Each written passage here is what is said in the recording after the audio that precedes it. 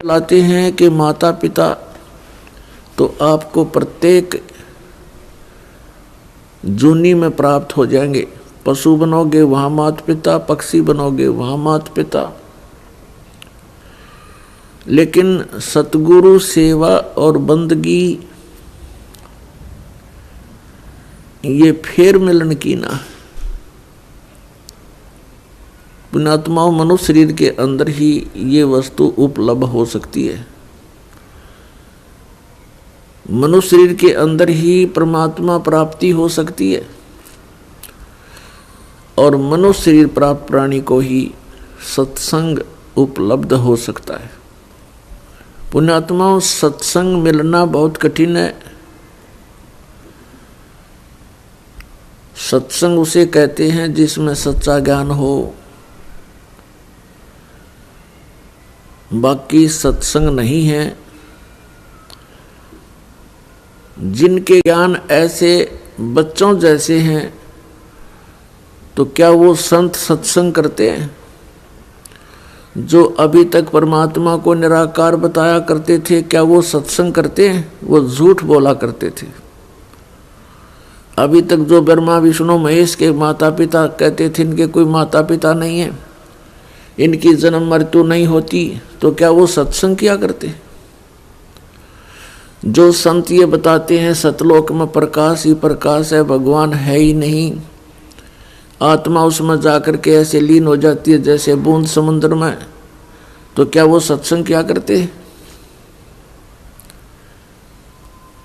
वो हमारा जीवन नष्ट करते थे और अपना भी जीवन बर्बाद किया करते थे, तो वो सत्संग नहीं थे। और भोले श्रद्धालु उनके द्वारा दिए गए वचनों को सत्संग जानकर निश्चिंत हुए बैठे थे।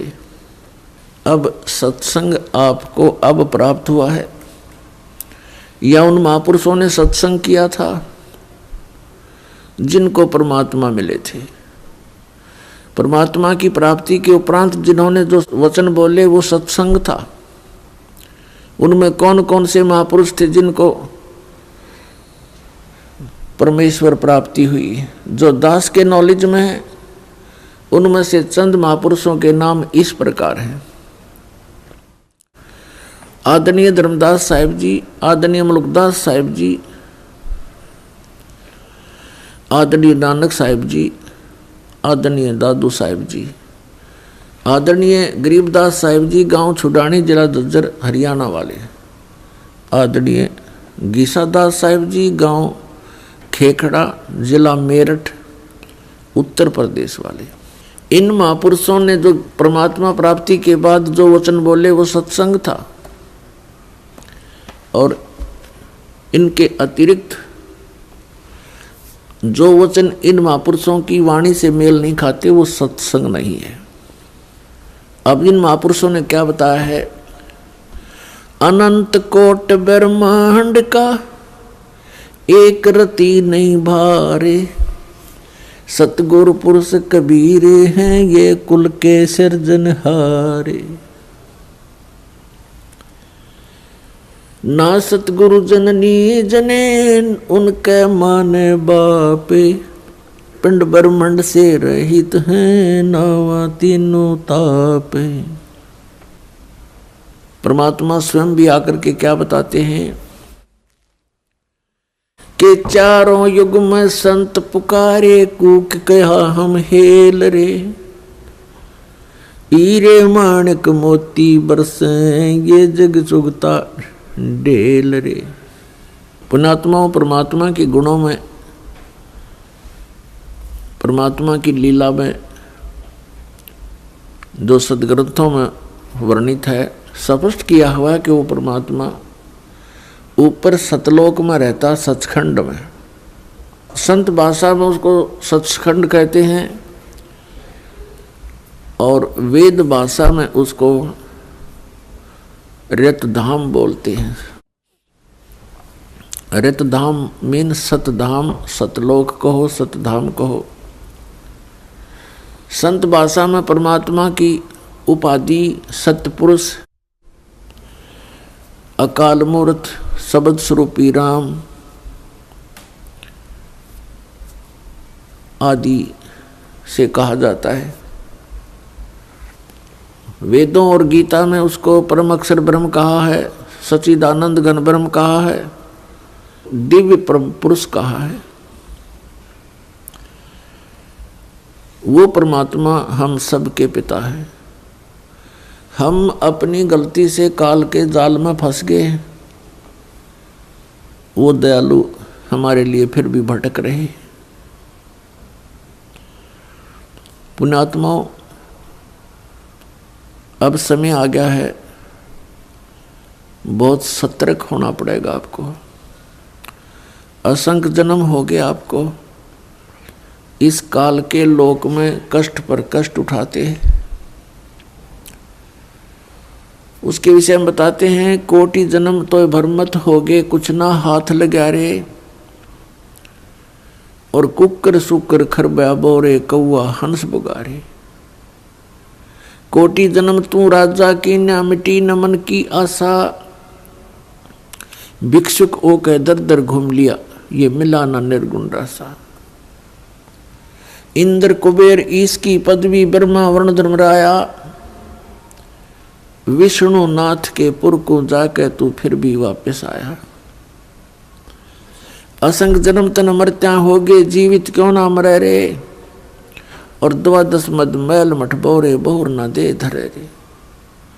दोजक बहिष्ट सभी ते देखे, राजपाट के रसिया, 3 लोक से तरपत नाही, ये मन भोगी खसिया। 3 लोक से तरपत नाही, ये मन भोगी खसिया। सतगुरु मिले तो इच्छा मेटे, पदमल पदे समाना, चल अनसा उस लोक पठाऊं, जो आदि अमर अस्थाना। 4 मुक्ति जहाँ चंपी करती, माया होरी दासी, दास गरीब अभय पद पर से, वो मिले राम अविनाशी। पुण्यात्माओं, आप बिल्कुल बालक हो, काल ने आपकी बुद्धि को इतना सीमित कर दिया, जैसे संतों को हम ऐसे नजर आते हैं जैसे एक भैंस का बच्चा मर जाता है तो व्यापारी लोग क्या करते हैं, उसके खाल उतरवा लेते हैं बालों समेत, और उसको साफ करके उसके अंदर भूस भर देते हैं, भूस, और ऊपर से चमार से उसको सिलवा लेते हैं। एक पूंछड़ सी लटकती रहती है, और उस भैंस के सामने उस बुत को, उस कार्टून को रख देते हैं, और उसको चाटती है, उसको प्यार करती है, उसको अपना बच्चा मान लेती है। और जब व्यापारी उसको लेकर उस कार्टून को चल पड़ता है, पीछे पीछे भैंस भी यहाँ करती फिरती है। अब उसकी बुद्धि इतनी काम नहीं कर रही कि इसमें भूस भर रखा, चाम लपेट रखा, ये तेरा बच्चा नहीं है। तो उन महापुरुषों ने जिनको परमात्मा मिले और सचखंड के दर्शन हुए, उन्होंने हम ऐसे नजर आते हैं कि इस हार्ड मांस इसके अंदर भर के ऊपर चाम लपेट दिया और ये बता दिया, ये तेरा बेटा या तेरी बेटी, इस तरह तुम्हारा परिवार बना दिया। पुण्यात्माओं, आप जी ने थोड़ा विवेक करना पड़ेगा। कितनी बार संतों ने हमें कोशिश की है समझाने की, लेकिन हम इन काल के दूतों से प्रेरित होकर के भगवान के मार्ग को त्याग कर कुमार्ग स्वीकार कर लेते रहे, जिस कारण से हमारी बुद्धि विकसित नहीं हो पाई। वो परमात्मा हमारे लिए कितना कष्ट उठा रहे हैं, वो हमें बताने की चेष्टा कर रहे हैं कि सतलोक में चलो,